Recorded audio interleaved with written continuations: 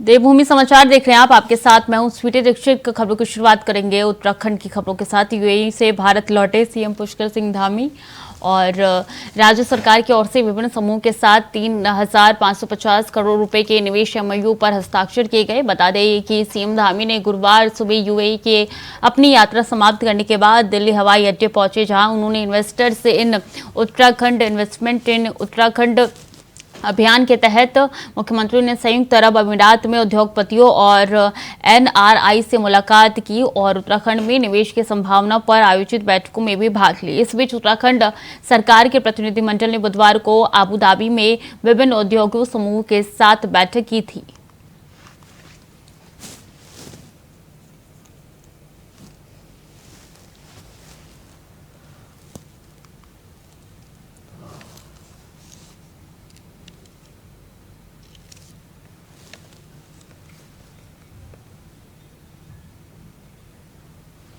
राज्य सरकार की ओर से एमओयू हस्ताक्षर हुए हैं और इसी के साथ बता दें आपको कि यहाँ पे सीएम पुष्कर सिंह धामी बड़ा एमओयू लेके निवेशक लेके आए हैं उत्तराखंड, और ऐसे में राज्य में 3,550 करोड़ के हस्ताक्षर हुए हैं। सबसे ज़्यादा इंटरेस्ट जो है वो पर्यटन क्षेत्र में देखने को मिला है। राज्य सरकार की ओर से जो एमओयू हस्ताक्षर हुए हैं उसमें कई ऐसे ग्रुप हैं जिन्होंने दिलचस्पी दिखाई है और 2 दिन के दौरे पर थे, एमओयू साइन करवाने के लिए गए थे। और ऐसे में वहाँ पे जाके उन्होंने जो मंदिर निर्माण हो रहा है, सबसे बड़ा मंदिर, वहाँ पे दर्शन भी किए, कार सेवा भी वहाँ पे उन्होंने की। और ऐसे में बता दें कि जब सीएम पुष्कर सिंह धामी अगर विदेश जाते हैं तो वहां से खाली हाथ वापस नहीं लाते हैं, और यही खुशखबरी एक बार फिर से वो लेके आए हैं। चूंकि जीआईएस समिट होने वाले हैं दिसंबर में, 7 और 8 तारीख को समिट होगा, और ऐसे में जो निवेशक हैं उनको लेने के लिए उनके साथ हस्ताक्षर एमओयू पे करने के लिए, निवेशक करने के लिए, उलझाने के लिए गए थे।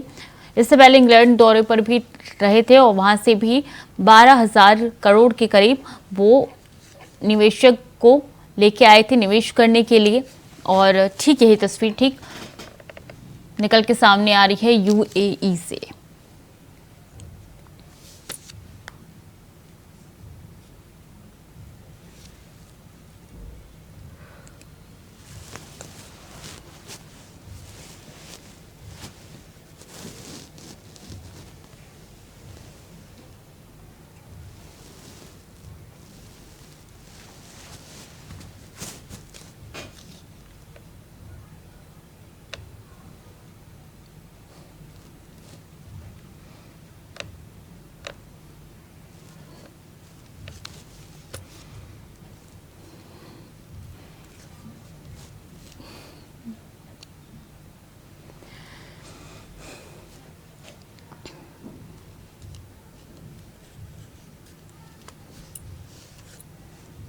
पिछले दिनों नगर निगम ने अपना ऐप लोगों की सेवा से उपलब्ध कराया था, जिसके माध्यम से अभी तक 100 शिकायतों का निस्तारण किया जा चुका है। बता दें कि आम जनता घर बैठे मोबाइल ऐप से अपनी समस्याओं को लेकर शिकायत दर्ज कर सके और उन समस्याओं का जल्द से जल्द समाधान हो सके। इसके लिए नगर निगम ने 1 अक्टूबर को शिकायत निवारण ऐप की शुरुआत की थी। इस दौरान मुख्यमंत्री पुष्कर सिंह धामी ने इसका शुभारंभ किया था।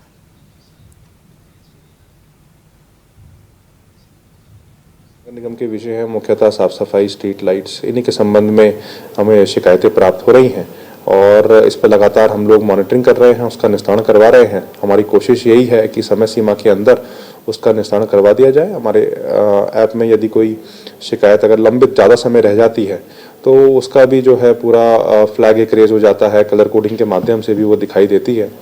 तो लगातार हमारा यही प्रयास है कि जल्दी से जल्दी हम जो भी शिकायत प्राप्त होती है ऐप के माध्यम से करवाएं, ताकि लोगों को सुविधाएं घर बैठे मिल सकें। और उत्तराखंड में गरीब छात्रों को बेहतर शिक्षा मिले, इस उद्देश्य से उच्च न्यायालय नैनीताल में एक जनहित याचिका दायर की गई है, जिस पर न्यायालय में सुनवाई के बाद प्रतिवादियों को नोटिस जारी करते हुए जवाब मांगा गया है। इस दौरान याचिकाकर्ता राजेश बिष्ट पिछले 4 साल से जिला चंपावत में शिक्षा व्यवस्था में सुधार करने और बच्चों को बेहतर शिक्षा का लाभ दिलाने के लिए निरंतर प्रयास कर रहे हैं। साथ ही उन्होंने अपने क्षेत्र के अभिभावकों के साथ मिलकर शिक्षा विभाग से लगातार पत्राचार कर व्यवस्था में सुधार की गुहार लगाई, लेकिन विभाग द्वारा कोई सुनवाई नहीं की गई, जिसके चलते बीते दिनों उन्होंने स्कूलों की बदहाली पर जिला चंपावत को एक याचिका दायर कर व्यवस्था सुधारने की गुहार लगाई। हम लोगों ने पूरे प्रदेश में ABCD कैटेगरी करके सारे स्कूलों की डिटेलिंग की है। डी कैटेगरी वो हैं जो जिनकी भवन जर्जर हैं और लगभग 125 के भवन ऐसे हैं जो जर्जर हालत में है और उसको हमने DPR भी बनवा लिया है और इसी वर्ष हम लोग उसमें फंड रिलीज करके सारे विद्यालयों को ठीक करेंगे। C कैटेगरी वाले वो हैं जो बृहद मरम्मत की जिनको जरूरत है और उसको ठीक करेंगे, उसकी भी DPR बनने की कार्रवाई चल रही है। A और B ऐसे हैं जो ठीक हालत में है, तो हमने सारे स्कूलों की अपनी मैपिंग कर ली है और इस वर्ष ही जो D कैटेगरी वाले हैं उनको हम लोग ठीक करेंगे। कार्बेट नेशनल पार्क में गश्त के दौरान वन कर्मी पर बाघ ने हमला कर दिया, जिससे श्रमिक गंभीर रूप से घायल हो गया। बता दें कि जिसके उपचार के दौरान दर्दनाक मौत हो गई। साथ ही मृतक की पहचान पवन कुमार पुत्र धर्म सिंह उम्र 32 वर्ष निवासी कालागढ़ के रूप में हुई है। सूचना मिलने के बाद परिजनों में हड़कंप मच गया है।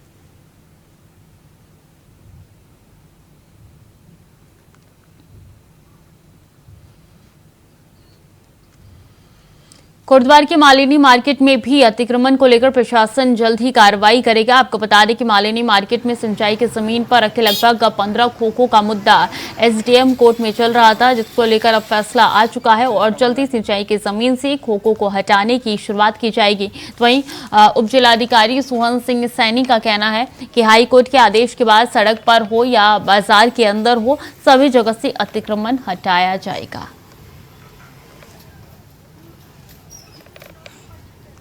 पूर्व में अतिक्रमण जो है चाहे रोड पे हो चाहे अंदर मार्केट में हो, तो पूर्व में जो माननीय हाईकोर्ट के आदेश थे उसके तहत हटाए गए थे। बाद में फिर कोर्ट के द्वारा माननीय कोर्ट के द्वारा ये कहा गया कि इनको सुनने के पश्चात इसको हटाया जाना है, तो उसमें वाद जो है दायर किए गए हैं कोर्ट में। तो उसी के सापेक्ष कुछ सिंचाई विभाग के पूर्व से हमारी कोर्ट में जो चल रहे थे उनके वाद चल रहे थे, तो उसका निस्तारण हो गया। तो उसमें बेदखली के आदेश 1 दर्जन से अधिक बेदखली के आदेश हुए हैं, तो उसको तत्काल प्रभाव से जो है हटवाया जाएगा। और हल्द्वानी के गोलापार में नेत्रहीन बच्ची से यौन शोषण के मामले का सीएम पुष्कर सिंह धामी ने गंभीरतापूर्वक संज्ञान लेते हुए प्रदेश में संचालित आवासीय शैक्षणिक संस्थाओं के सघन निरीक्षण के निर्देश दिए हैं। इसी क्रम में अपर मुख्य सचिव राधा रतूड़ी ने समस्त जिलाधिकारी और वरिष्ठ पुलिस अधीक्षक को कार्रवाई के लिए निर्देशित किया है। बच्ची के यौन शोषण के आरोप में पुलिस ने National Association for the Blind Nawakheda के महासचिव और संचालक श्याम धानक को गिरफ्तार भी कर लिया है। गौरतलब है कि मुख्यमंत्री ने इस अमानवीय घटना का गंभीरतापूर्वक संज्ञान लेते हुए निर्देशित किया है कि प्रदेश में संचालित तमाम अन्य आवासीय संस्थाओं में तत्काल सघन निरीक्षण किया जाए, ताकि इस प्रकार की दुखद और हृदय विदारक घटना की दोबारा न हो। जिस तरह का प्रकरण आया निश्चित रूप से बहुत ही चिंताजनक है और निंदनीय भी है और इसी को लेकर के माननीय मुख्यमंत्री ने निर्देशित किया है कि जितने भी आवासीय विद्यालय हैं, वो चाहे प्राइवेट संस्थाएं चला रही हैं या हमारे सरकारी क्षेत्र में हैं या कोई अशासकीय हैं, तो सभी का निरीक्षण और सघन चेकिंग अभियान उसका चलाया जाएगा, ताकि इस तरह की जो घटनाएं हैं अगर कहीं हैं तो वो सामने आए और इस तरह की पुनरावृत्ति न हो, उस पर रोक लगे। और उत्तराखंड पुलिस द्वारा पूरे प्रदेश में ऑपरेशन प्रहार, ऑपरेशन स्माइल और ऑपरेशन मुक्ति चलाया जा रहा है, जिसकी समीक्षा करने के लिए डीजीपी अशोक कुमार ने सभी अधिकारियों के साथ एक बैठक की और बताया कि उत्तराखंड पुलिस ने ऑपरेशन प्रहार चलाया जा रहा है और भूमाफिया हो या फिर नकलची हो या फिर किसी भी तरीके का अपराधी हो, पुलिस ने इसका ऑपरेशन प्रहार के माध्यम से कई ऐसे अपराधियों को सलाखों के पीछे भेजा है जो कि बड़े क्रिमिनल थे और कहीं लूट हत्या, डकैती, चैन स्नैचिंग आदि अपराधियों में शामिल थे। साथ ही उन्होंने बताया कि ऑपरेशन प्रहार के रिजल्ट कई जिलों में भी अच्छे देखने को मिल रहे हैं, तो वहीं जिलों में एवरेज आए हैं और आगे भी सभी अधिकारियों को निर्देश दिए गए हैं कि कोई भी अपराधी बच ना पाए और उनको सलाखों के पीछे पहुंचाया जाए।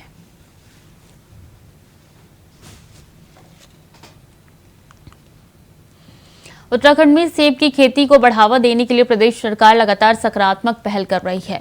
बता दें कि प्रदेश के कृषि मंत्री गणेश जोशी ने प्रदेश में हर्षिल के सेब को काफी बेहतर बताते हुए कहा है कि इसकी काफी डिमांड है, जिस वजह से गुरुवार को हर्षिल में एप्पल फेस्टिवल का आयोजन किया जा रहा है और इसके लिए गणेश जोशी वहां पर मुख्य अतिथि के तौर पर मौजूद रहेंगे। साथ ही उन्होंने कहा है कि हर्षिल के सेब के लिए अलग से बॉक्स बनाया गया है और हर्षिल के सेब की डिमांड ज्यादा है और गुणवत्ता के लिहाज से देखा जाए तो वो कश्मीर और हिमाचल के सेब से काफी अच्छा है।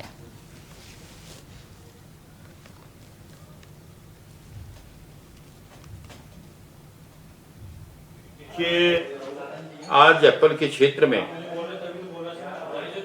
हिमाचल व कश्मीर के बाद हम तीसरे स्थान पर हैं। जिस प्रकार से आज हाइब्रिड एप्पल हम लगा रहे हैं, आने वाले 5 साल के अंदर हम एप्पल के उत्पाद को हम दुगना करेंगे। ये हमारी धामी सरकार का संकल्प है।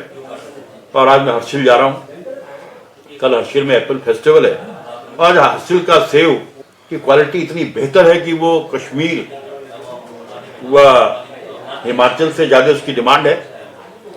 और इस बार हमने हर्षिल के सेव के लिए हर्षिल के अलग बॉक्स बनवाए हैं ताकि आइडेंटिफाई हो जाए कि हर्षिल का सेव है। अगर उत्तराखंड का सेव करके बेचते हैं तो कॉमन हो जाता है। और मुझे पूरा भरोसा है इस प्रकार से हमारे किसान इस एप्पल के क्षेत्र में काम कर रहे हैं। जो हमारा उत्पाद दुगना करने का लक्ष्य है, उस लक्ष्य को हम प्राप्त करेंगे। और दुबई में मुख्यमंत्री पुष्कर सिंह धामी ने यूएई दौरे के दौरान आबू धाबी में निर्माणाधीन बीपीएस हिंदू मंदिर में ईंट रखकर कार सेवा की। इस दौरान सीएम ने कहा कि आबू धाबी में ये अद्भुत हिंदू मंदिर बन रहा है। यहाँ पर हिंदू धर्म को स्थापित करने और मंदिर का निर्माण का जो कार्य चल रहा है, ये हम सबके लिए गौरव के क्षण है। साथ ही उन्होंने कहा है कि प्रधानमंत्री नरेंद्र मोदी की प्रेरणा से इस मंदिर का कार्य हो रहा है और उनको नेतृत्व में भारत को विश्व के अंदर मान सम्मान और अलग पहचान मिल रही है। मुख्यमंत्री ने इस भव्य हिंदू मंदिर के निर्माण के लिए लगे सभी संयोजककर्ताओं और निर्माणकर्ताओं का भी आभार व्यक्त किया। बता दें कि इस अवसर पर कैबिनेट मंत्री धन सिंह रावत भी मौजूद रहे।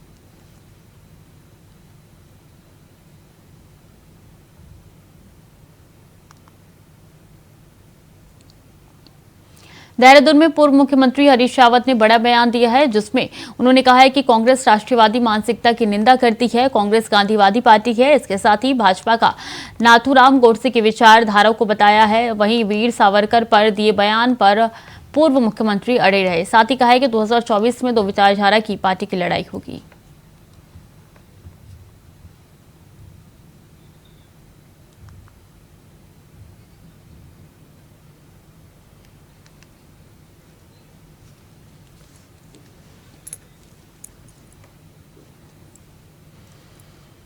हाईकोर्ट ने राज्य में अवैध रूप से आ रहे प्लास्टिक पर पूरी तरीके से प्रतिबंध लगाने के लिए राज्य की सीमाओं पर राजेगर और पुलिस चौकियों पर कड़ी नाकाबंदी करने के साथ ही प्रतिबंधित प्लास्टिक की थैली में प्रवेश को रोकने के लिए निर्देश दिए हैं। सिंगल यूज प्लास्टिक पर प्रतिबंध को लेकर डीएम सोनिका ने अधिकारियों को सख्त निर्देश दिए। उन्होंने अधिकारियों को प्रतिबंध के अनुपालन के लिए लगातार छापेमारी के साथ ही जन जागरूकता बढ़ाने के लिए भी कहा है।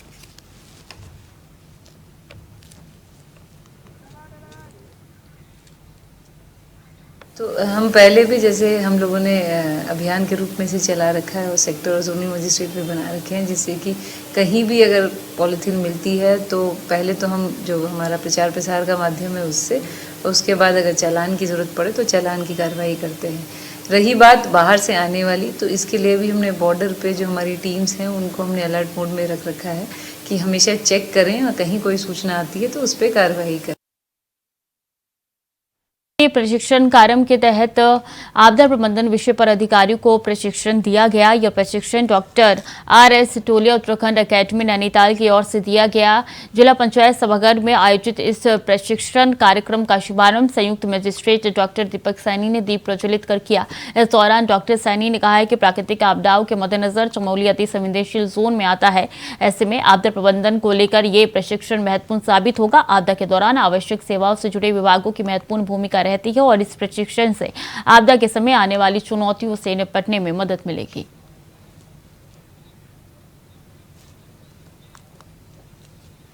डॉक्टर रघुनंदन सिंह टोलिया उत्तराखंड प्रशासन अकादमी के महानिदेशक हैं।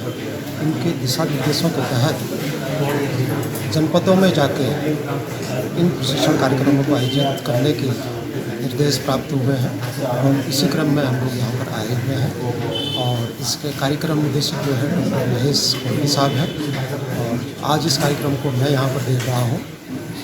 आज का जो सत्र है वो डिजास्टर मैनेजमेंट पर यहाँ पर रखा गया है, क्योंकि जनपद चमोली विगत में जैसे 99 का एक बहुत बड़ा एक अर्थक्वेक यहाँ पर आया, जिसमें 108 कैजुअल्टीज हो गई थी। और फ्रिक्वेंटली क्योंकि भूकंप की दृष्टि से ये सारे ही जनपद बहुत ही संवेदनशील हैं और संवेदनशीलता के दृष्टिगत हम लोगों ने ये सोचा कि जनपदों में जाके ही इस तरीके के प्रशिक्षण कार्यक्रमों को आयोजित किया जाए। जी, सर्वप्रथम तो मैं ATI को धन्यवाद अपना देना चाहूँगा कि उन्होंने इतने महत्वपूर्ण विषय में हमारे जनपद के लिए एक ट्रेनिंग प्रोग्राम ऑर्गेनाइज किया है। 3 दिवस की एक कार्यशाला ऑर्गेनाइज की है अलग अलग विषय में, जिसका शुभारंभ जो है आज वो आपदा प्रबंधन की कार्यशाला के साथ किया जा रहा है। इस कार्यशाला में सबसे पहले जो है हम आपदा प्रबंधन की एक रूपरेखा जो रहती है, उसके जो लीगल प्रोविजंस रहते हैं, उनका हम सभी के साथ ज्ञान साझा करेंगे। जितने भी पार्टिसिपेंट्स यहाँ पर आए हैं, लगभग समस्त जितने भी विभाग रहते हैं हमारे, उन सभी के प्रतिनिधि यहाँ पर उपस्थित हैं।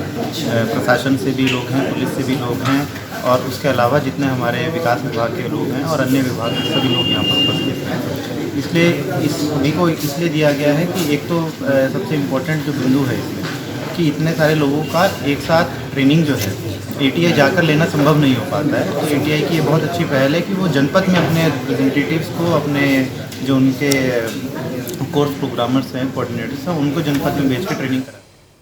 उत्तर प्रदेश और उत्तराखंड के पूर्व मुख्यमंत्री, कांग्रेस के दिग्गज नेता और विकास पुरुष के नाम से पहचाने जाने वाले स्वर्गीय पंडित नारायण दत्त तिवारी की जयंती और पुण्यतिथि पर हल्द्वानी में सभी राजनीतिक दलों के नेताओं ने उनको याद करते हुए उनको श्रद्धा सुमन अर्पित किए हैं।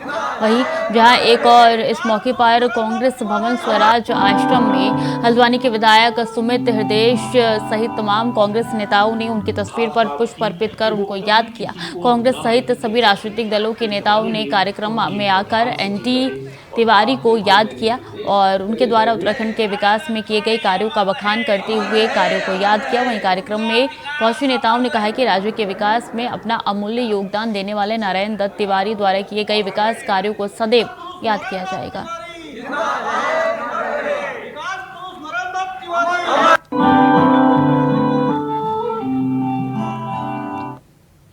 प्रदेश के कैबिनेट मंत्री गणेश जोशी ने विधानसभा स्थित कार्यालय कक्ष में मसूरी विधानसभा क्षेत्र के अंतर्गत लोक निर्माण विभाग की सड़कों की वर्तमान प्रगति की स्थिति में संबंध में अधिकारियों के साथ समीक्षा बैठक की। मंत्री ने विधानसभा क्षेत्र के अंतर्गत कई दिनों से लंबित सड़क निर्माण कार्यों की समीक्षा करते हुए कहा कि क्यारा धनौल्टी मोटर मार्ग का निर्माण पूरा होने से धनौल्टी की दूसरी लगभग 35 से 40 किलोमीटर तक दूरी कम हो जाएगी। साथ ही क्षेत्र में पुल निर्माण और सहस्त्र धारा स्थित बाईपास मार्ग के निर्माण से जाम की समस्या में आमजन को निजात मिल सकेगा।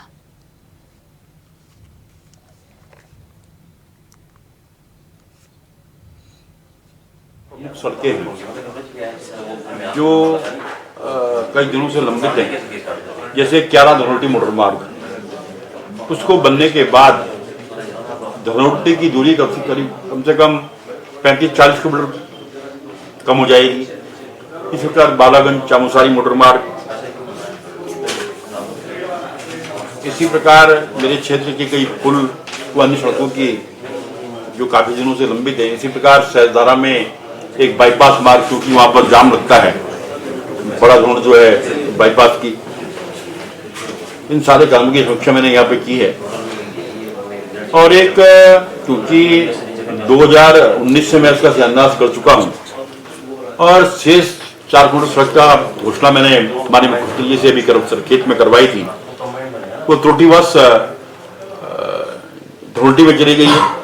इन सारे विषयों को लेकर उनसे बातचीत हुई है। शीघ्र ही मुझे आश्वस्त किया है पर सचिव ने कि शीघ्र ही उसका 15 दिन के अंदर का समाधान कर दिया जाएगा।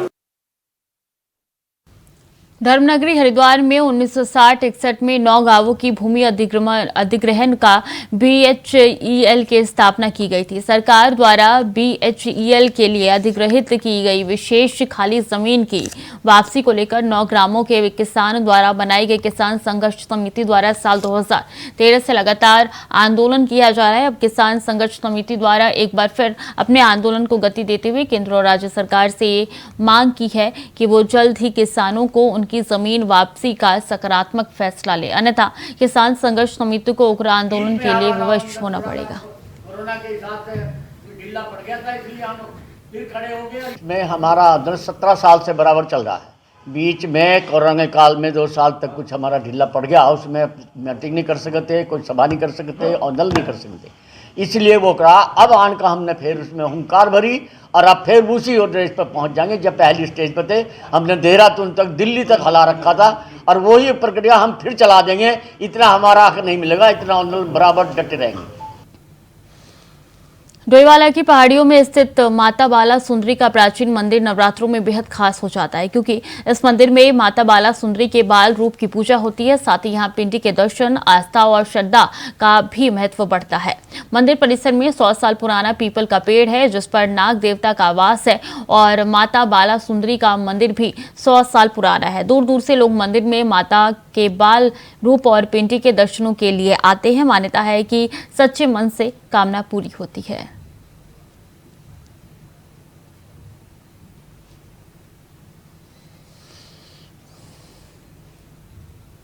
तो नवरात्र में खास हो जाता है। ये मंदिर 100 साल पुराना है। ये मंदिर पीपल का पेड़ भी इसमें 100 साल पुराना है, जिस पर नाग देवता का वास होता है, ये माना जाता है। और माता बाला सुंदरी का मंदिर भी 100 साल पुराना है। दूर दूर से लोग मंदिर में माता के बाल रूप और पिंडी के दर्शनों के लिए आते हैं। सच्चे मन से यहाँ पे जो मनोकामना मांगी जाती है वो पूरी हो जाती है।